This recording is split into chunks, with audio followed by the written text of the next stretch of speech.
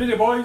Aujourd'hui, je vais vous montrer comment sauver un 6 à 700 $ lorsque vient le temps de penser à mettre un treuil sur les modèles récents des Scandic.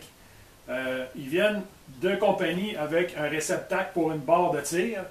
Puis lorsque vous voulez le commander d'avance, c'est un pensez-y bien parce que c'est au-dessus de 1000 $ pour avoir le winch BRP. Puis c'est seulement qu'un 2000 livres. Pour un 3500 livres, quand vous êtes capable d'attendre les spéciaux, là, vous êtes capable d'avoir ça à environ 130 $ avec un treuil central, quelque chose de très bien, que ce soit un Champion ou une marque Canadian Tower ou peu importe. Ils ont quand même les mêmes garanties, c'est très fiable. Puis, avec la barre de tir que vous installez, vous allez payer une quinzaine de dollars, pour maximum 300 $ avec les taxes, vous êtes capable de vous faire la même chose, puis beaucoup plus solide que ce que Bombardier est capable de vous vendre pour au-dessus de 1000 $. Je vous montre comment. Alors, comme je vous disais, tout ce que vous aurez besoin, c'est de la barre de tir que vous pouvez prendre en spécial pour une quinzaine de dollars un peu partout chez vos détaillants qui vendent du stock de remorquage, même chez Canadian Tower ou peu importe. Puis la winch que je vous parlais, c'est ce modèle-ci à 3500 livres. Puis le câble est assez gros, je vous dirais, comparativement avec un VTT standard de 2000-2500 livres, là, le câble est beaucoup plus gros. Puis c'est un spool central, et non ceux qui sont sur les côtés, où est-ce que ça va forcer bien trop d'un côté, c'est dur sur le guirage. C'est vraiment bâti solide. Un kit comme ça, c'est le fun parce que ça vient avec tous les rouleaux, la base, que vous pourrez tout souder sur votre barre de tir. Ça vient avec le crochet, la quincaillerie, le câblage, les petites poignées de tir. Il y a juste que les petits attaches pour mettre votre interrupteur. Ça vient déjà avec tout le câblage. J'ai tout assemblé le câblage pour vous le montrer. Là. Il reste juste à aller le mettre. Puis vous avez l'interrupteur, vous avez le relais, vous avez les fuses. Tout est super bien écrit. Vous avez le rouge et le noir, c'est pas vraiment compliqué. Ensuite de ça, vous avez même un splitter, un Quick Connect pour pouvoir l'enlever et le remettre rapidement. Fait que c'est pas compliqué à installer. Tout ce que vous avez à faire, c'est de tout monter ça. Vous avez même le schéma avec tout comment installer le filage. Vraiment un jeu d'enfant, c'est pas compliqué. Là. Vous suivez les couleurs puis ils ont même des numéros après. Fait que c'est pas compliqué. Pour à peu près 125 ou 135 $ de mémoire que j'ai payé ça quand ça vient. C'est quoi? C'est 60%, 75% de rabais. 3-4 fois par année, ils viennent en spécial. Juste aller surveiller. Vous allez être en business avec ça. Alors donc, tout ce qu'il nous restait à faire après avoir assemblé le câblage électrique au complet, c'est de l'attacher avec des tie wraps à toutes les 3-4 pouces, 5 pouces, 6 pouces, ça dépend de vous autres, de la grosseur de vos tie wraps. Et ensuite de ça, le seul câble qu'on n'attache pas, bien entendu, c'est le câble de l'interrupteur. Parce que lui, on peut se promener avec pour se placer dans un endroit sécuritaire si on fait du remorquage, que ce soit pour notre propre véhicule ou pour aider quelqu'un d'autre. On peut se mettre d'un côté ou l'autre de la machine, en avant, en arrière, peu importe. On peut utiliser la winch en avant comme en arrière si on a l'adapteur qui va faire en arrière. Ensuite de ça, c'est pas recommandé. Je ne prendrais pas la chance de laisser ça sur la machine. D'abord, ça prendrait un sac pour l'imperméabiliser, si on veut dire, pour pas que la neige rentre dedans. Puis, j'aurais peur que ça accroche plus que d'autres choses aussi. C'est sûr qu'à mancher comme il est là, le boîtier du treuil avec la barre de tir, elle ne rentre pas en dessous du siège du passager à cause de l'endroit est trop restreint. Par contre, on peut se faire une boîte. On peut acheter une boîte aussi qui va là en arrière. On peut la faire en bois. On peut prendre une boîte de plastique Rubbermaid. Il suffit juste d'en trouver une qui a 17 par 19 pouces.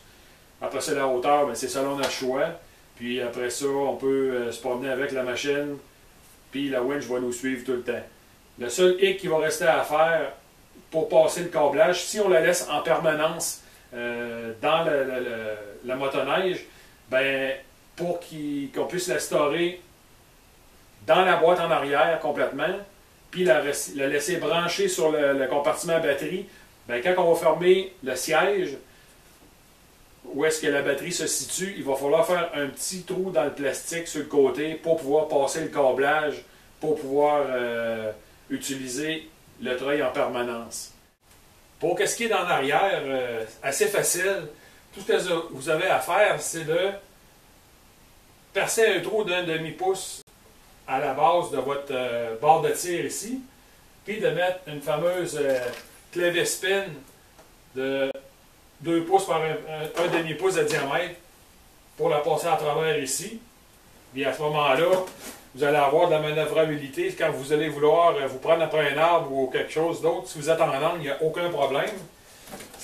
Elle va être attachée, puis elle va pouvoir bouger d'un côté comme l'autre.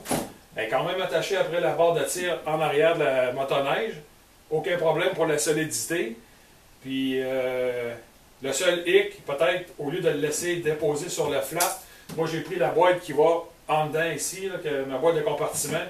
Je vais la mettre à terre là, puis je le dépose dessus. Aussitôt que vous allez prendre le lousse, vous allez tirer votre câble. Bien, quand il va têter, elle va lever automatiquement pour aller dans la direction dans laquelle vous allez vous reculer avec la motoneige. Donc, tout ce que vous avez à faire, la goupille, juste la clé V-spin, puis en arrière, comme je disais, juste de faire un trou d'un demi-pouce pour pouvoir passer la clé V-spin à travers la langue de tir ici qu'on a, puis la barrer en place. Le tour est joué. Ça ne sera pas plus compliqué que ça. Puis, ça fait quelque chose qui n'est pas long à faire. Un petit trou d'un demi, puis vous allez vous sortir d'affaires assez rapidement. Ça ne prend pas de place, vous n'avez pas d'équipement supplémentaire à traîner. Le reste, ça va dans notre boîte qu'on va mettre à l'intérieur de notre compartiment de rangement. On peut mettre la winch, pour ma part, elle va dans ça. Puis il reste encore de la place en masse là, pour mettre d'autres pièces d'équipement. J'espère que ça aussi, ça a pu vous aider. Ce qu'il me reste à faire, c'est vous donner un petit truc de remorquage pour doubler votre force de treuil si vous en avez besoin. Alors le truc que je donne souvent, je sais qu'il y a beaucoup de monde qui le savent, mais pour avoir travaillé dans le domaine puis m'en avoir servi plusieurs fois, en fait c'est de faire un 2 pour 1. Tout ce qu'on a de besoin pour ça, c'est d'une poulie comme ça. Souvent quand on achète un treuil, il va venir avec, donc on n'a pas besoin de l'acheter. Sinon, on peut en trouver n'importe où est-ce qu'ils vendent des accessoires de treuil. Ça ne coûte pas une fortune. Pour qu'est-ce que ça peut nous faire sauver en temps et en effort. Tout ce qu'on a besoin de faire, quand on veut faire notre 2 pour 1, c'est d'avoir notre poulie comme ça. Il faut que le câble soit passé dedans. Puis, il faut aller attacher notre fameux câble, notre fameuse poulie après un arbre ou peu importe où est-ce qu'on veut aller l'attacher. Puis ensuite de ça, on peut se procurer une vieille attache de remorque pour une motoneige. Moi, ce que je vais faire avec ce type de crochet-là, je vais tout simplement boffer ça, le couper ici, puis aller le ressouder ici. Comme ça, si je veux me prendre après un skidoo qui est pris, que ce soit pour moi, que ce soit pour lui, tout ce qu'on a à faire, c'est d'aller mettre les deux, enligner 2 trous, puis mettre une espèce de goupille bord en bord, puis être capable de se sortir. L'autre chose, quand on fait notre 2 pour 1, bien entendu, notre câble, il faut qu'il revienne sur notre machine pour qu'on puisse exercer notre 2 pour 1. Par contre, on ne va pas attacher ça n'importe où. On peut, il y a plusieurs façons qu'on peut l'attacher. Moi, ce que je vais faire, je ne l'ai pas fait encore, c'est que je vais aller souder en dessous un œillet, un maillon de chaîne, pour que je sois capable de venir me rechercher ici. Puis, comme ça, quand je vais être attaché à l'autre bout, je vais être capable de pouvoir effectuer ça sécuritairement, pour être sûr qu'il n'y a rien qui va arracher. Moi, j'ai un bumper commercial dessus, je ne prendrais même pas de chance pour tenter de remorquer dessus. Prenez-vous sur quelque chose qui est ultra puissant, solide, comme ça vous n'aurez pas de problème. La deuxième chose que vous pouvez faire, si vous n'avez pas de crochet, c'est de juste passer à travers les patins, n'importe quel câble de tir, puis de venir vous chercher dessus. Tout simplement.